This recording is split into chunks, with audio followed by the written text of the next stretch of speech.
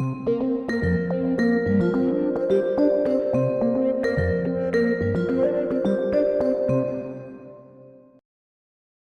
name's Rebecca Healy. I'm Senior Analyst at TAB Group in London. TAB Group are a financial services research and advisory firm founded in 2003.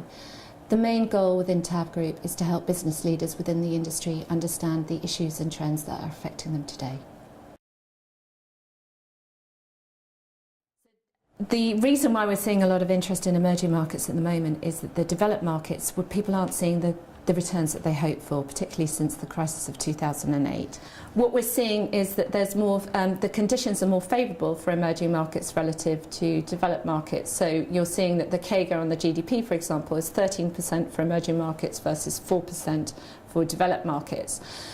But that isn't the only reason. So you've got these all these conditions that are lining up. So you've got developed markets which are not doing as well, but you've also got the ability for people to invest in emerging markets. They're actually, one of the things that we've seen is the interest that was in the LSE International Order Book attracted a lot of people to Russian stocks. Now that sort of almost opened the floodgates for local interest, and the market structure reforms that emerging market countries have undertaken is generating more interest because people are actually able to invest now. So typically in the past you had US asset managers who weren't able to invest in Russian local stocks, for example. The fact that the Russian markets have now introduced their own CCP means that that is now the case, and they are able to enter the market. And we've also seen a strong interest from hedge funds. Again, the hedge fund community, that they've invested locally, I think it was nearly 70% invested in the US market itself. As the returns haven't been there, they're starting to look overseas. The fiduciary changes mean that they're now able to look at emerging markets.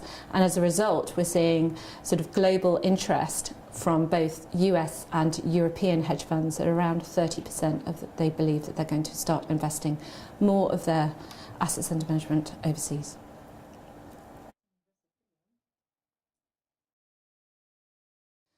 None of this would be possible without the actual technological reforms as well. And what we've started to see is some of the markets becoming hubs for other markets. We've also started to see technology providers and offering sort of plug-and-play services, which means that people don't have a huge amount of IT infrastructure and upfront costs, and also delay in implementation. So they're able to switch in and out of markets as they see fit. Where they see the alpha opportunities, then they can actually execute their trades. And it's the ability to be able to enter and exit the market easily and quickly and efficiently, which is generating yet more interest. And that is extended again in terms of the algorithmic development. What we started to see is the standard algorithms that were predominantly based on sort of volatility levels, the VWAP, the implementation shortfalls that needed much more sort of standard patterns. The new range of algorithms that are based more on liquidity seeking seem to work better in emerging market environments, and that has also garnered interest. Typically, some of the concerns previously regarding the information leakage, situations like that, people are able to overcome by accessing these markets electronically. And at TAB, we completed some research at the end of last year, which said that 75% of sort of long-only buy-side asset managers were now actively trading within emerging markets.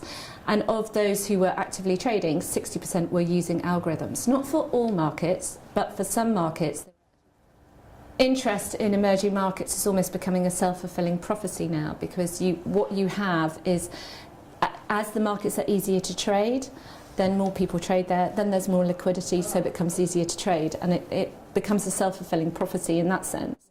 Definitely, we expect further interest in these markets going forward.